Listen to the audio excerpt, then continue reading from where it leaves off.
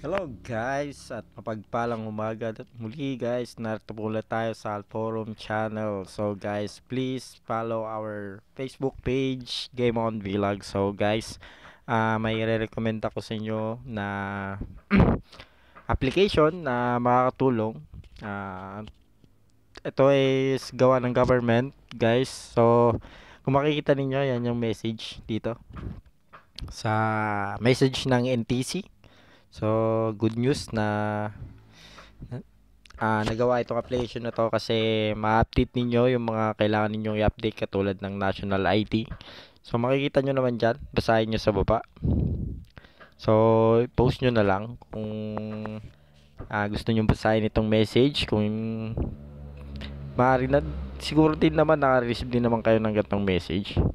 So ang ipopromote natin guys is eGovPH na gawa ng government. So ginawa itong application na ito para makatulong sa atin guys. So ito, yan, ah na-install ko na siya. So open ko na lang, yan.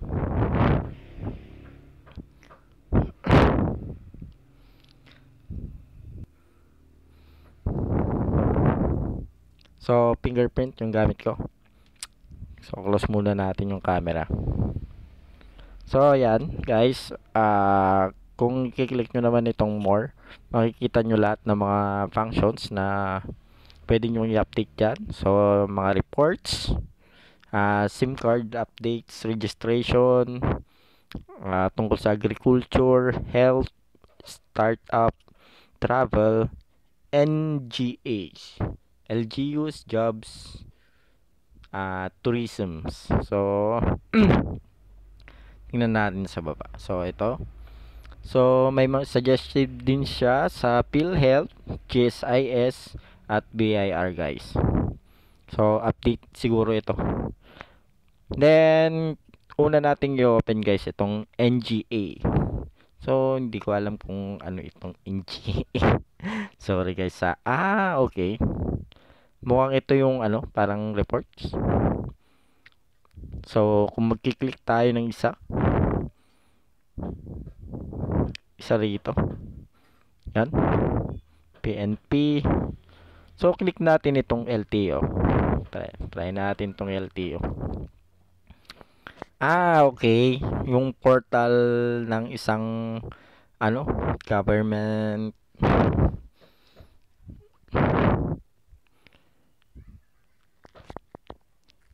So pwede dito yung specific na pwede kang magtanong o kaya sa DILG kung may question ka or reklamo siguro ito. Dito mo makikita yung mismong website ng ano, LTO, PNP or GSIS, Land Bank, mga ganon. Dito mo ma-update lahat, NBI. So yan. So napakaganda po nitong application na ito guys. Halos nandito na lahat. So LGUs, okay, LGUs sa inyong, so all in one na yata ito guys. Okay. So eh, LGU sa inyong area. So i-click nyo lang dito, hanapin nyo lang dito yung ano ninyo.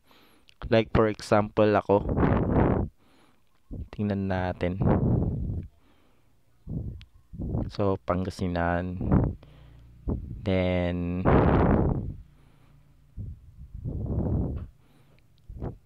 tingnan natin.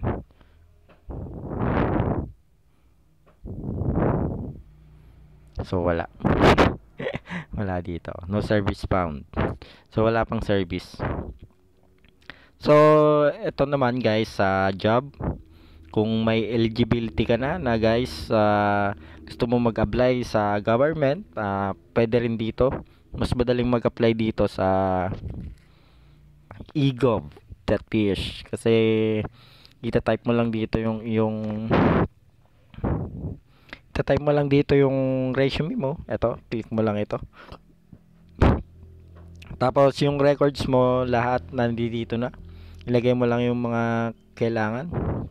So, sign up and create an account. So, complete your resume. So, yan, makaka-apply ka na. So, ito yung government, ano siguro. Yan. Kaya guys, maglagay ka lang ng updated resume dyan. Mag-fill up ka, yung pangalan mo, yung age mo dito sa ating records, sa jobs.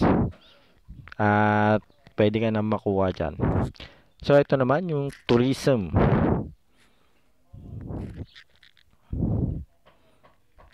So, Coron. So, kung gusto mo mag-travel, yan, sa tourism. Yan, makikita mo yung magagandang places dito sa Pilipinas. So, mountains. So, may specific na ano rin siya, islands din. Camping, ganun. So, back natin. So, ito yung travel. Parang ganun din yun eh. So, ito, capture your passport. So, kung may passport kayo, pwede nyo i-capture dito. Yan. Para mas madali siguro. Sa for travel. So, maganda rin yan. Sa startup. Startup. Hindi ko alam yung startup.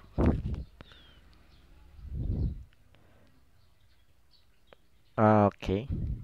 So, hindi ko masyadong alam. Kaya nung bahala guys na mag ano dyan. So, health. So, guys, kung kayo yung nagpa-vaccine at nag-register na kayo dito sa eGov, so, makikita dito yung records nyo. So, ito kasi, guys, binuksan ko ito. Nakita ko yung records ko kung kailan ako na-inject ng first dose para sa COVID at saka sa second dose.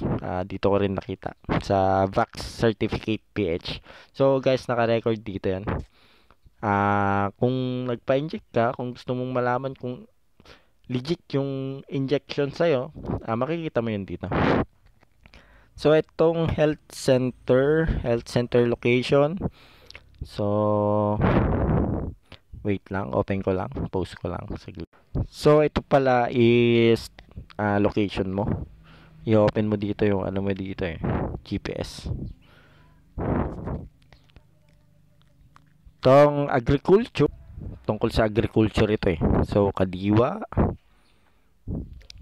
Kayo na rin bahala dyan guys kung kung may kakilala kayo magsasaka or ano dyan, problema sa agriculture or questions, pwede rin dito. Then, SIM card registration.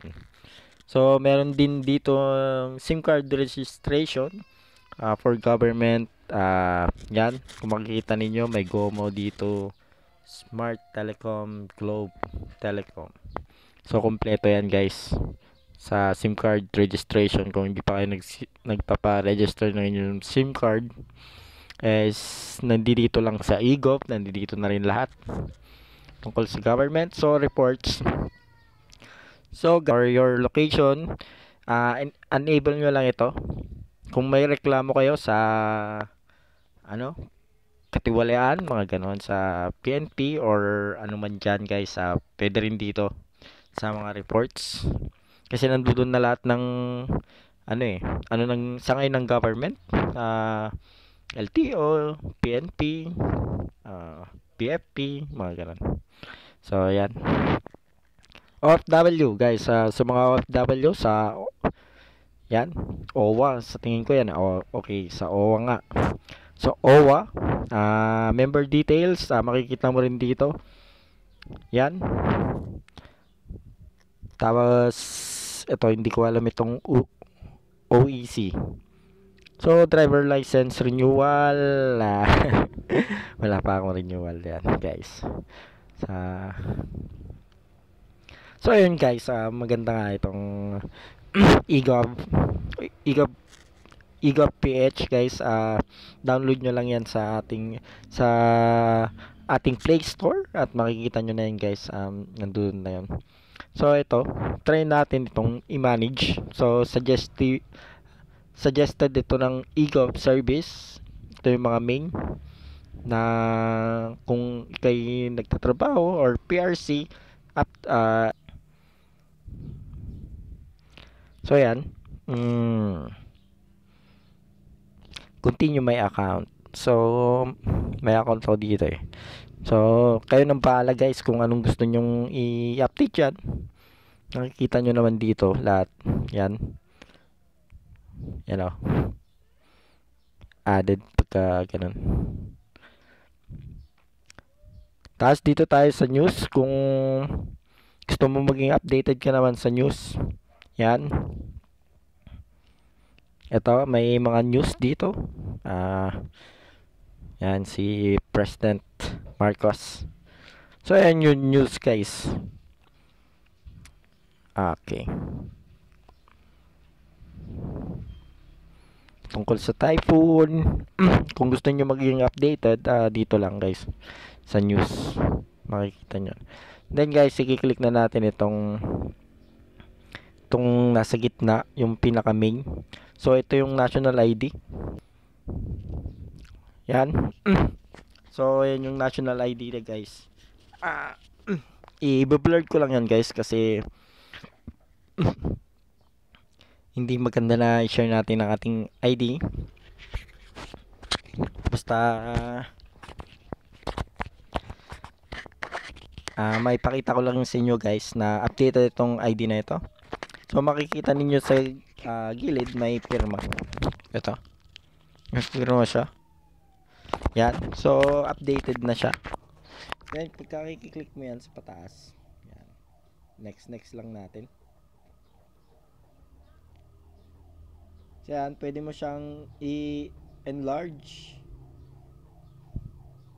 So mababaliktad dyan guys. Tapos i-click mo lang ulit para makita yung back. Yan. So yan. So updated na siya, may pirma na siya. Makikita nyo naman yan guys pagka na-download nyo na. Then close. So history. So kare-register ko lang. Ito yung successfully registered. So mga transactions, siguro guys itong transactions mag-a-appear lang ito pagka dito ka sa LTO or something else. So ayan yung example ng transaction. So pagka nag-register ka sa LTO, so siguro mag-a-appear yan dito guys. So dito naman tayo sa account. So itong account guys, excuse me muna.